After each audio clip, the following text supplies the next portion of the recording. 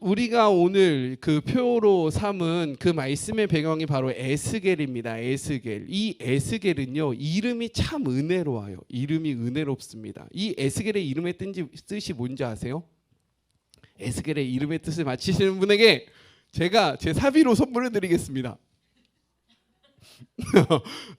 제 사비로 선물을 제가 이렇게 항상 이렇게 저를 배려해 주세요. 저 이렇게 가난해 보입니까? 이렇게 내가 맨날 선물 줄 때마다 이렇게 소극적으로 변하셔. 이게 뭐냐면 하나님께서 강하게 하신다라는 이름의 뜻을 갖고 있어요. 에스겔은요, 내 삶이 강해질 건데, 내 삶이 형통해질 건데, 내 삶이 축복으로 가득할 건데, 그 근원이 누구냐? 하나님께서 나를 강하게 할 것이다 라는 이름의 뜻이 담겨져 있습니다. 이러한 이름의 뜻이 담겨져 있는 에스겔서는요, 그 유다 민족이, 유다가 이제 바벨론에게 포로로 잡혀가요. 포로로 잡혀가는데, 이제 그 포로로 잡혀갈 때 에스겔은 제사장의 가문이었습니다. 가문이 좋았어요. 근데 그 바벨론의 왕이 좀 잘난 사람들만 끌고 갔던 거예요, 포로로. 그래서 왕족, 제사장 가목, 그리고 귀족들만 끌고 갈 때 같이 바벨론으로 끌려갔던 포로 중에 한 명입니다. 그곳에서 한 5년 정도 지나다가 그가 강가에서 하나님 앞에 부르심을 받아요, 선지자로. 그래서 이 에스겔은요, 포로지에서 하나님 앞에 부름을 받은 사람이었는데, 이 에스겔의 메시지는요, 두 모습으로 완전히 갈라집니다. 전반부의 모습은 1절부터 32장인데 어떠한 말씀이 담겨져 있냐? 하나님의 책망이 담겨져 있어요. 너 그렇게 살면 돼? 너 그렇게 하면 안 되잖아. 너가 이렇게 된 이유는 다 너가 나를 떠났기 때문이야 라는 책망의 메시지가 가득 담겨져 있습니다. 그런데 33장부터 분위기가 확 바뀌어요. 왜 그러냐면 33장에서 어떠한 일이 벌어지냐? 예루살렘이요, 완벽하게 함락당합니다. 예루살렘이요, 무너져요. 즉 나라가 빼앗기게 되는 거예요. 그게 바로 33장의 기록부터거든요. 근데 이 기록부터 하나님이 그렇게 때리시고 그렇게 혼내시고 했으니까 무너지면 더 혼낼 것 같잖아요. 근데 내용이 완전 바뀌어요. 어떻게 바뀌냐면 하나님이 위로하시기 시작합니다. 괜찮아. 괜찮아. 염려하지 마라. 걱정하지 마라. 포기하지 마라. 내가 너 회복시킬 거야. 내가 너 다시금 예루살렘으로 돌아오게 할 거야 라고 하시는 말씀이 33장부터 48장까지 기록되어 있는 말씀입니다. 오늘 말씀으로 돌아가 보면요, 오늘 말씀은 몇 장입니까? 36장이니까 회복과 위로와 축복의 말씀이 담겨져 있는 거예요. 이 말씀이 이렇게 시작합니다. 우리 22절의 말씀을 같이 한번 읽어볼까요? 22절의 말씀 함께 읽겠습니다. 시작.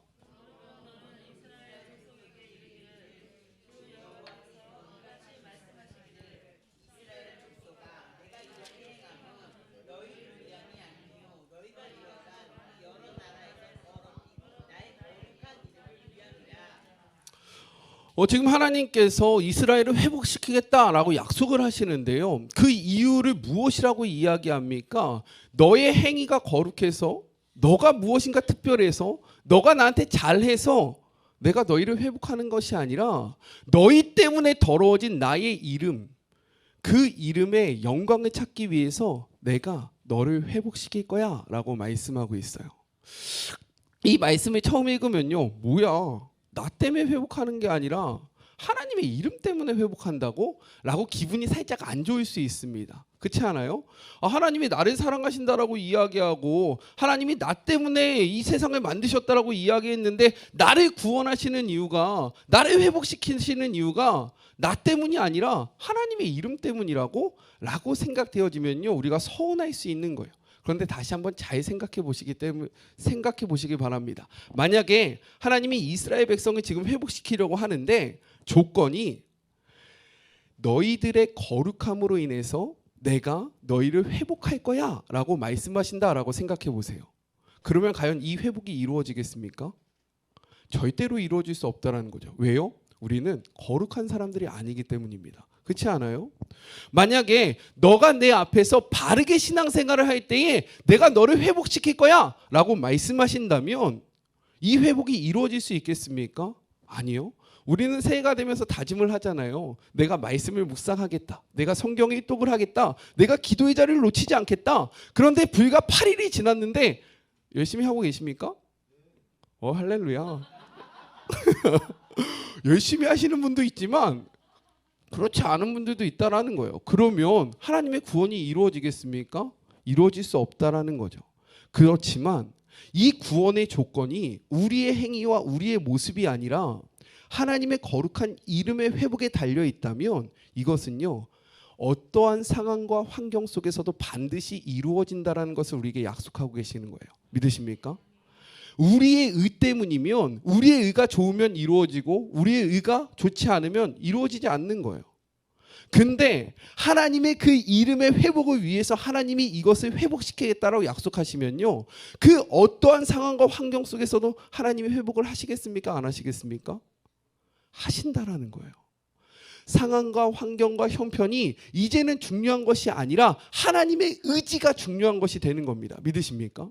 그래서 이것이 우리에게 축복이 된다는 거예요.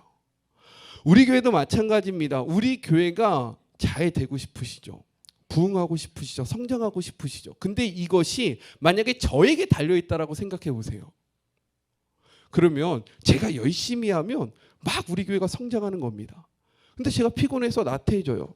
그러면 우리 교회가 하락하는 거예요. 어떠한 성도님에게 달려있다라고 생각해 보세요. 그 성도님이 기분이 좋고 열정을 내면 교회가 막 성장합니다. 그런데 그분이 마음이 삐져요. 나 김 목사님 싫어졌어. 나 이제 김 목사님 설교 싫어. 뭐 이렇게 생각할 수도 있지 않겠습니까? 그러면 교회가 어떻게 되겠어요? 무너질 거잖아요. 근데 하나님은 말씀하고 있는 거예요. 교회의 성장은 너희에게 달려있는 것이 아니라 누구에게 달려있다? 하나님에게 달려있다 라고 말씀하고 계신다라는 거예요. 그래서 우리가 어떠한 상황이든 우리가 어떠한 형편이든 우리가 무엇을 하든 상관없이 하나님의 의지가 너무나도 중요하다라는 거예요. 믿으십니까? 이것이 축복임을 믿는 우리 모두가 되었으면 좋겠습니다. 그러면서요, 이렇게 이야기를 합니다. 우리 23절의 말씀을 같이 한번 읽어볼게요. 23절의 말씀입니다. 시작.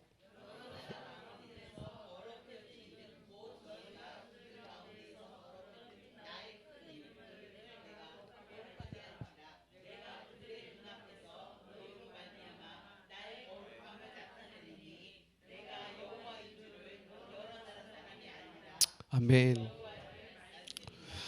먼저 하나님께서 이스라엘 백성을 회복시키시기 위한 그 근거는 무엇입니까? 더럽혀진 나의 이름을 위하여 라고 이야기했습니다. 근데 이 결과가 어떻게 되냐면 그 결과를 무엇이라고 이야기합니까? 열방에서 하나님의 이름이 드러나게 된다라고 이야기하고 있다는 거예요. 다 이것이 너무 중요합니다. 내가 여호와인 줄을 여러 나라 사람들이 알게 될 것이다 라고 선포하고 계신다라는 거예요. 그 당시 사고로 한번 돌아가 봤으면 좋겠어요. 이 당시 성경을 쓸 때 고대 근동에서는요, 신에 대한 개념이 어떠했느냐, 신은 지역에 갇혀 있다라고 생각했습니다. 마치 우리 성도님들이요, 교회에서는 욕을 안 하시잖아요. 근데 교회 밖을 나가자마자 어떻게 하십니까? 찬양하신다라고 얘기해야 되는 거예요. 기도하신다라고. 마음에 찔리십니까? 다시 한번, 우리가 교회 안에서는요, 목사님 은혜 받았습니다, 사랑합니다 라고 이야기하고 딱 문 밖에 나가서 좀만 가면서 나이 씨발 막 십자도라이 막 하잖아요. 왜 그러는 겁니까? 하나님이 교회에 갇혀 있다라고 생각하는 거죠. 우리 하나님이 교회 안에만 있다라고 생각하는 겁니다. 그러니까 교회 안에서는요, 굉장히 나이스하죠. 근데 나가면 어떻게 합니까? 변하는 겁니다. 이 개념은요, 그 당시서부터 왔다라는 거예요. 그 당시 사람들은요, 지역신이라고 생각했습니다. 그래서 이 지역을 벗어나면 이 신은 힘을 쓸까요? 못 쓸까요? 못 쓴다라고 생각했어요. 그렇기 때문에 전쟁은요, 사람들 간의 힘의 싸움이 아니라 이들은 무엇이라고 생각했냐면 지역 신들의 싸움이라고 생각했습니다. 그래서 전쟁에서 이기는 힘은 어떤 신일까요? 힘이 센 신. 그리고 전쟁에서 진 그러한 신은요, 무능한 신이 되는 거예요. 거기다가 더 나아가서 만약에 그들을 포로까지 끌고 왔다라고 하면요, 그 지역 신은요, 정말 별 볼 일 없는 신이 되는 겁니다. 그런데 지금 이스라엘이 어디 있습니까? 바벨론에 있는 거예요. 이스라엘신, 그 당시 이방인들, 지금 많은 사람들은요, 이스라엘을 하나님의 그 이스라엘을 지키는 그러한 신으로 하나님을 생각했는데, 바벨론이 이스라엘을 침략해서 이들을 괴롭히고, 그리고 여기에서 얘네들을 뺏어서 이렇게 데리고 왔잖아요. 그러니까 이방 사람들이 무엇이라고 이야기하냐면, 야, 하나님 별거 아니네. 야, 하나님 약하네. 야, 저 바알이 훨씬 더 세네. 라고 이야기했다라는 거예요. 그런데 왜 이러한 일이 벌어졌습니까? 진짜 하나님이 약해서 이러한 일이 벌어졌어요? 아니요. 이스라엘 백성들이요, 하나님이 아닌 우상을 섬겼기 때문에, 하나님의 약속을 저버렸기 때문에 이 일이 이루어진 거잖아요. 그러니까 하나님이 말씀하시는 거예요. 너희 때문에 더러워진 내 이름이다 라고 이야기하는 겁니다. 이제 왜 너희 때문에 내 이름이 더러워졌다라고 이야기하는지 이해가 되십니까? 이러한 상황 속에서 하나님이 내가 이 상황을 역전시킬 거야, 내가 너를 구원할 거야 라고 말씀하시고요, 이를 구원한다라고 생각해 보면 이 이방인들의 생각이 어떻게 될까요? 뭐야? 야, 이스라엘의 하나님 약한 신 아니었어? 야, 이스라엘 땅에 갇혀있는 신이 어떻게 바벨론까지 와서 그들을 구원해내지? 야, 이게 가능해? 이게 말이 돼? 야, 하나님은 어떤 분인 거야? 야, 하나님은 진짜 짱 센가 봐 라는 평가를 받게 된다는 겁니다. 그래서 하나님이 이스라엘 백성을 구원할 때 열방에서 하나님의 이름이 높아질 것이다 라고 이야기를 하고 있는 거예요. 이해가 되십니까? 저는요, 이것을 소망합니다. 우리 성도님들 그거 아세요? 우리 교회를 위해서 진짜 많은 분들이 기도하고 있다는 거? 진짜 아십니까? 제가 이제 사무연의 그 자료를 정리하면서 우리 교회 이제 헌물하신 분들을 이렇게 쭉 적어봤거든요. 근데 진짜 많더라고요. 그리고 지금 이 순간에도 우리 교회를 위해서요, 열심히 기도하는 우리 성도님들이 아닌 분들이 많아요. 그리고 심지어 우리 지방의 목사님들도 우리 교회를 위해서 기도하고 계십니다. 왜 그러냐면 저한테 이렇게 말씀하셨어요. 김 목사, 너 진짜 잘했다. 야, 젊은 목사가 이런 교회 오는 거 쉽지 않았을 텐데 너 진짜 잘 왔다. 그래서 기대가 된다. 야, 너가 잘해야, 김 목사 네가 잘해야 너의 후배들이 작은 교회도 소망이 있다라는 꿈을 꾸게 될 거야. 너의 교회가, 우리 주은의 교회가 하나님 앞에 성장할 때에 이 땅에 하나님이 아직도 살아가고 계시고 큰 교회에 모이는 기업형의 그런 교회뿐만 아니라 하나님의 이름이 있는 그곳은 성장하고 부흥한다라는 그 말씀이 이루어질 거야 라고 말씀을 하고 계세요. 우리의 교회로 인해서 하나님의 이름이 높아질 것이다 라는 것을 소망하면서 무엇을 하고 있다고요? 기도를 하고 있다라는 겁니다. 이 현수막도요, 그 저희 간판해 주신 그 혹시 제가 어떤 기업 있다라고 했는데 기억하세요? 이름? 그 블루 기업이라는 기업이거든요. 근데 이 블루 기업에서 제가 새해 인사를 했어요. 집사님 감사합니다. 어떻게 잘 지내세요? 새해에도 하나님의 은혜가 충만하시길 소망합니다라고 했는데 답장이 뭐라고 왔냐면, 목사님 필요한 거 있으시면 다 말씀하세요. 다 해드릴게요. 그래서 아니에요 그랬더니, 아니에요 목사님, 우리 주은혜 교회 함께 키워가요, 이렇게 얘기를 하더라고요. 이것도 그냥 공짜로 다 해주신 거예요. 심지어 쉬는 날인데 제가 급하게 부탁드렸거든요. 근데 쉬는 날인데 나오셔서 이 프린트 다 해주시고 출력해 주시고, 왜 그렇게 하냐면요, 기대를 하는 겁니다. 무엇을요? 우리를 통해서 하나님의 이름이 드러나기를. 저는 우리 성도님들을 통해서요, 살아계신 하나님의 이름이 드러났으면 좋겠어요. 우리를 볼 때 내가 너 때문에 교회 안 가, 야 내가 너가 믿는 하나님이면 난 진짜 안 믿을 거야 라고 이야기하는 것이 아니라, 야 나 진짜 네가 믿는 하나님 너무 궁금해, 야 너를 보면 나 너무 교회 가고 싶어 라는 이야기가 가득한 한 해가 되기를 주님의 이름으로 축복합니다. 아멘이시죠? 자, 우리 24절의 말씀 같이 한번 읽어볼까요? 24절의 말씀입니다. 24절 함께 읽겠습니다. 시작.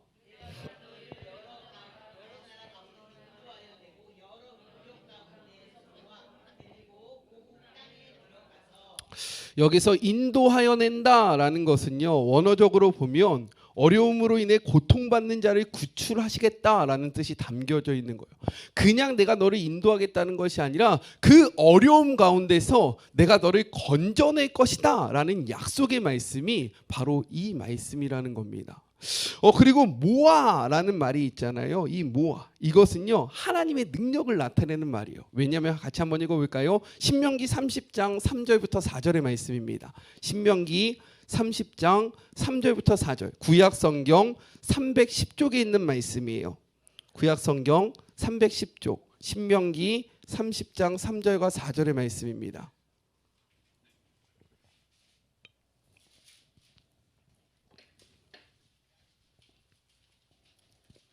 구약성경 310쪽에 있는 신명기 30장 3절부터 4절의 말씀 같이 한번 읽어보겠습니다. 시작.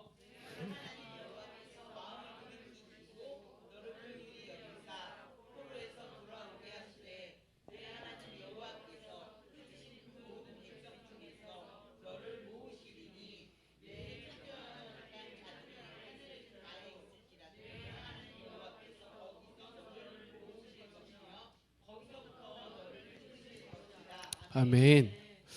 지금 이 말씀은요 하나님 앞에 범죄하였을 때 하나님께서 흩으시겠다라고 말씀하시고, 그리고 하나님이 회복하실 때가 되면 너가 하늘가에 있을지라도 너가 어디에 있을지라도 나는 너를 모을 것이다 라고 말씀하고 계신다라는 거예요.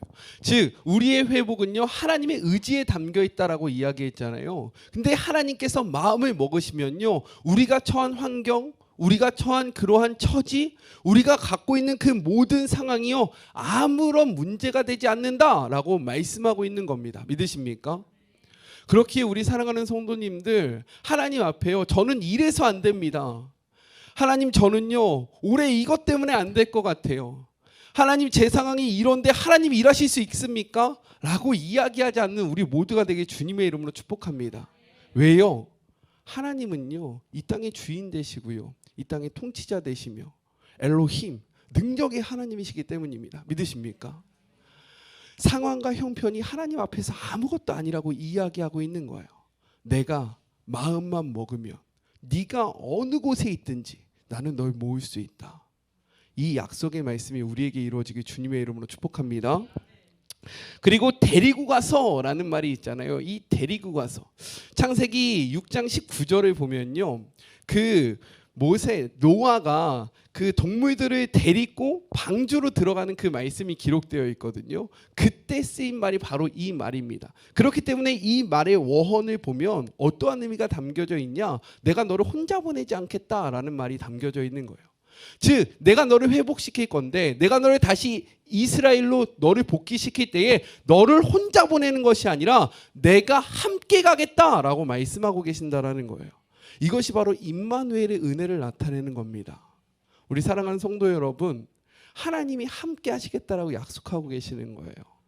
하나님의 회복은요 야 내가 그냥 너만 이렇게 띡 줄게, 마치 돈이 없는 자에게 돈을 주는 그러한 사람처럼 야 여기 있어 너 가져가 라고 우리에게 동냥하는 것이 아니라 우리를 일으켜 주시고요 우리를 붙잡아 주시고요 우리와 어깨 동무하면서 그 길의 여정을 함께 하시겠다라고 말씀하고 계신다라는 거예요.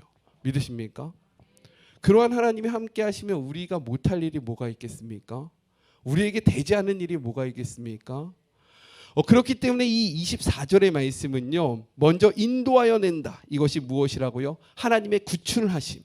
우리가 어떠한 상황 속에 있고 우리가 어떠한 형편이고 우리가 어떠한 그런 상황 속에 있었더라도 내가 너의 고통을 건져낼 것이다 라는 약속이 담겨 있는 것이고, 모아라는 이 말은 하나님의 회복의 능력을 나타내는 거예요.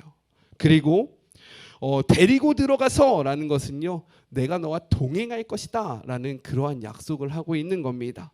그러면서 25절에 이렇게 말씀하세요. 25절의 말씀 함께 읽겠습니다. 시작.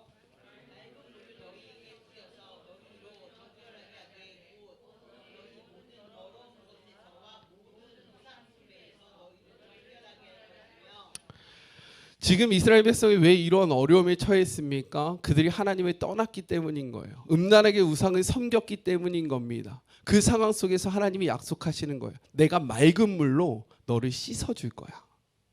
내가 맑은 물로 너의 삶의 그 모든 것들을 만져주고 완전케 할 거야 라고 약속하고 계신다라는 거예요. 신앙생활을 하다 보면요, 반복된 죄악으로 인해서 이렇게 이야기하시는 분들이 있습니다. 목사님, 저는 안 될 것 같아요. 제가 10년, 20년, 아니 1년, 2년 해봤는데요, 똑같은 죄에 똑같이 넘어져요. 동일한 문제 속에서 동일하게 저는 넘어집니다. 저는 안 될 것 같아요 라고 이야기할 때가 있어요. 하지만 오늘 하나님은 말씀하시는 거예요. 너가 어떠한 죄를 졌든지 어떠한 상황 속에 있었든지 맑은 물로 내가 너를 씻겨줄 것이다. 그러면 우리가 정결하게 되는 겁니다. 우리 말씀을 찾아볼게요. 고린도전서 6장 11절의 말씀입니다. 고린도전서 6장 11절의 말씀, 신약성경 269쪽에 있는 말씀이에요. 고린도전서 6장 11절의 말씀, 신약성경 269쪽에 있는 말씀입니다. 고린도전서 6장 11절, 신약성경 269쪽, 이거 읽고 앞으로 갈 거니까요, 넘기지 마시고요. 함께 읽겠습니다. 시작.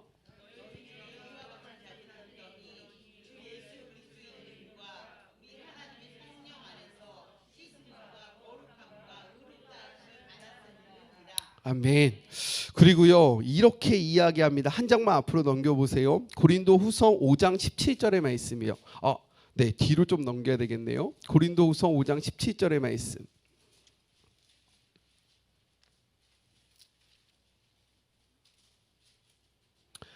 제가 가진 성경으로는 신약성경 291쪽에 있는 말씀입니다.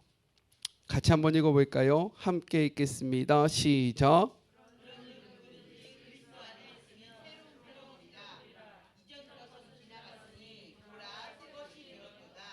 아멘. 이것은 약속 있는 하나님의 말씀입니다. 하나님의 관점과 하나님의 그러한 포커스는요, 우리의 과거의 삶에 있지 않다라는 거예요. 우리가 어떠한 삶을 살아갔든지가 중요한 것이 아니라 오늘 예수 안에 있을 때 어떠한 사람인지가 중요하다라고 이야기하고 있습니다. 2022년도 우리 사랑하는 성도님들 어떻게 살았든지요, 하나님은 그것에 집중하지 않으신다라고 이야기해요. 오늘 너가 어떻게 살고 있느냐, 나를 만나 오늘 너가 어떠한 삶을 결단하느냐가 중요하다라고 이야기하고 있는 겁니다. 믿으십니까? 이 사실을 믿으시기를 바래요. 근데 우리가 이것을 믿는 것이 쉬울까요? 어려울까요? 어려워요. 그래서 오늘의 본문으로 넘어올까요? 이 26절의 말씀이 그래서 나오는 겁니다. 우리의 생각으로 안 된다라고 이야기하고 우리의 생각으로 바꿀 수 없다라고 이야기하는, 그렇게 고집부리는 이스라엘 백성에게요, 하나님이 말씀하시는 거예요. 함께 읽어보죠. 26절입니다. 시작.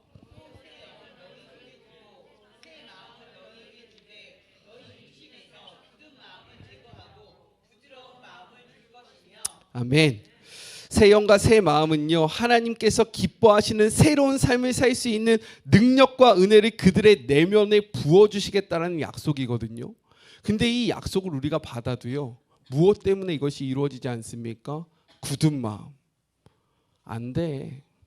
안 돼. 목사님 안 돼요. 안 됩니다. 원데이 투데이 해보는 것도 아니고 지금 제가 신앙생활 30년 했어요. 우리 교회가요, 목사님 20년 됐어요. 안 됩니다. 이러한 굳은 마음, 이 굳은 마음은요, 하나님의 말씀에 대적하는 마음을 이야기하고 있는 거예요. 우리의 생각으로 하나님의 말씀을 재단하는 것을 이야기하고 있는 거예요. 이것을 굳은 마음이다라고 이야기합니다. 근데 하나님이요, 이 굳은 마음을 어떻게 하신다라고 이야기합니까? 제거해 주시겠다라고 말씀하고 계시는 거예요. 그리고 우리에게 부드러운 마음을 주시겠대요. 이 부드러운 마음은요, 순종할 줄 아는 마음, 하나님의 말씀을 아멘으로 받는 마음을 바로 부드러운 마음이라고 이야기하는 겁니다. 사무연회 때 제가 어마어마한 일들을 이야기할 거예요. 근데 사실 뭐 그렇게 어마어마하지도 않아요. 그런데 이 이야기 속에 우리 성도님들이 어떻게 반응하시겠습니까? 목사님 안 돼요. 목사님 그거 안 됩니다. 라고 이야기하시겠어요? 근데 한번 생각해 보실래요? 제가 부임하고 나서 4개월이라는 시간 동안 우리가 어떠한 일들을 했는지. 그리고 하나님께서 어떻게 역사하셨는지, 정말로 되지 않을 것 같은 일들이 우리에게 벌어졌습니다. 정말로 우리는 안 된다라고 이야기했지만 하나님 안에서 꿈을 꾸면요, 그것들이 다 이루어졌다라는 거예요. 제가 아까 전에 45%라고 이야기했는데 실수였어요. 98%가 늘었어요. 재정이 2배가 늘었어요. 우리가 했던 일들이 어마어마합니다. 어떻게 가능했을까요? 하나님께서 역사하셨기 때문인 거예요. 우리의 생각으로 하면 아무것도 되지 않습니다. 그래서 저는 소망해요. 우리 성도님들의 마음에 굳은 마음을 제거하기를 주님의 이름으로 축복합니다. 우리의 생각으로 하나님의 말씀을 제단하지 마세요. 우리의 생각으로 하나님의 말씀을 제한하지 마세요. 새 영과 새 마음을 주시는 그 하나님 앞에 부드러운 마음을 소유하셨으면 좋겠습니다. 그러면서 이렇게 이야기해요. 다 끝나갑니다. 자, 27절의 말씀, 27절의 말씀 같이 한번 읽어볼까요? 27절의 말씀, 이것이 무엇으로 가능한지를 말씀하시는 거예요. 27절 함께 읽겠습니다. 시작.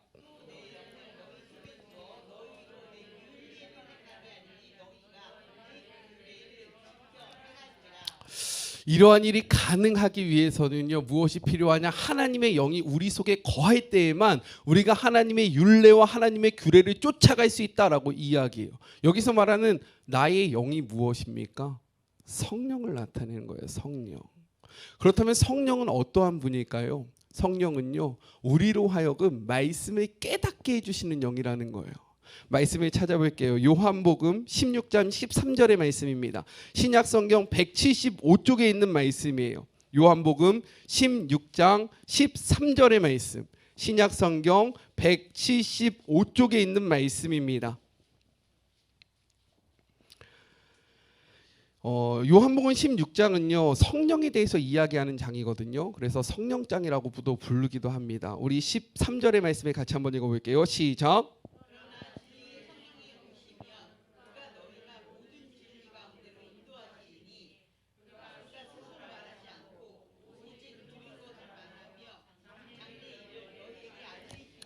아멘. 성령이 오시면요, 그가 모든 진리 가운데로 우리를 인도할 것이다 라고 말씀하고 있는 거예요. 이 진리가 무엇입니까? 하나님의 말씀 가운데를 우리의 삶을 이끌어 주시겠다 라고 약속하고 있는 거예요. 그리고 이것들을 이해하게 하고요, 깨닫게 해주시겠다 라고 말씀하고 있는 겁니다.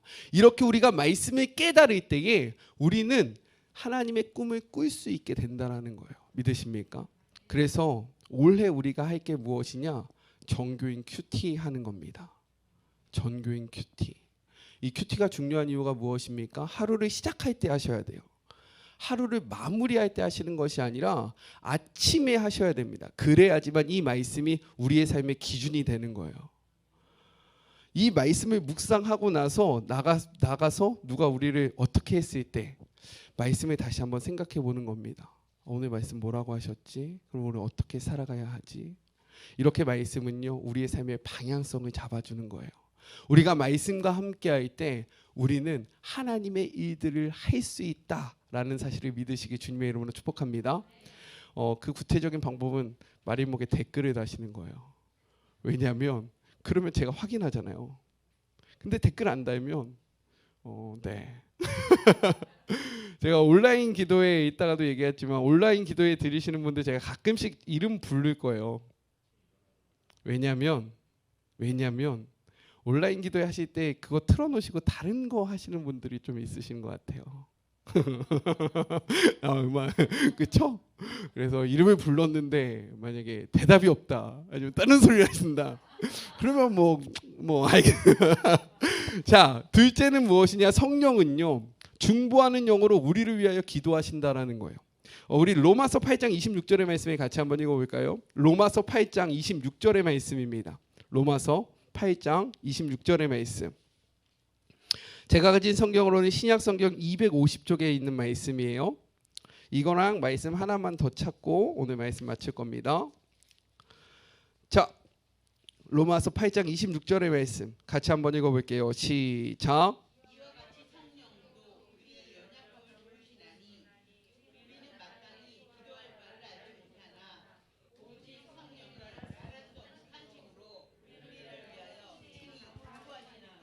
아멘. 성령은 또 어떠한 영이냐면요, 우리를 위하여 중보하는 영이다라고 이야기합니다. 우리를 위하여 기도해 주시는 분이라고 이야기해요. 기도는요, 우리에게 너무 중요해요. 말씀이 우리의 삶의 방향성을 정해준다면 기도는요, 그 방향성으로 나아갈 수 있는 힘을 공급해 줍니다. 말씀만 보면요, 머리로는 너무 잘 알아요. 아유, 목사님 그거잖아요. 그거잖아요. 근데요, 살지는 못해요. 왜요? 이 말씀으로 나아갈 힘이 없는 겁니다. 근데 기도만 하면요, 또 어떠한 일이 벌어집니까? 자기 마음대로 가요. 힘이 있으니까 막 돌아다니는데 방향성이 없는 겁니다. 그래서 기도와 말씀을 같이 가야 되는 거예요. 믿으십니까? 그래서 아침에는요, 마리목으로 묵상을 시작하고 밤에는 기도로 하루를 마무리하시기 주님의 이름으로 축복해요. 성경에 보니까요, 이렇게 이야기합니다. 마가복음 9장 29절의 말씀, 신약 성경 69쪽에 있는 말씀입니다. 마가복음 9장 29절의 말씀.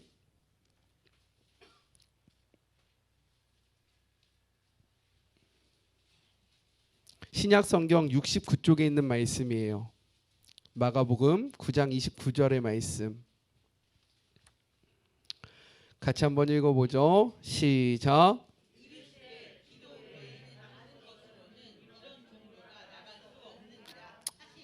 아멘. 어떻게 제자들이 귀신을 쫓을 수 있을까라고 물어봤을 때 하신 예수님의 대답입니다. 기도밖에 없다. 너희가 능력받고 싶냐? 너희가 힘을 내고 싶냐? 그러면 무엇해야 한다? 기도해야 한다라고 말씀하고 있는 거예요. 우리 사랑하는 성도 여러분, 주님의 이름으로 기도하시길 주님의 이름으로 축복합니다. 28절부터 30절은요, 이제 하나님의 축복을 이야기하고 있는 겁니다. 그 축복이 무엇이냐면 내가 너희들의 땅을 회복할 거야.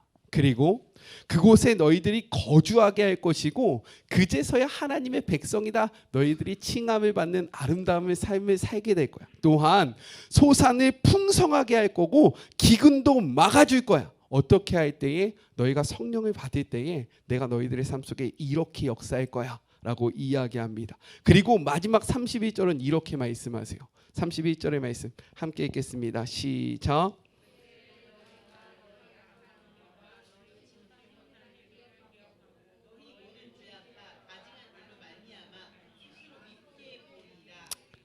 아멘. 이 말씀이 무엇이냐면요, 우리가 하나님의 영을 소유하면, 새 영과 새 마음을 가지면요, 이제 죄가 역겹게 된다라고 이야기하는 거예요.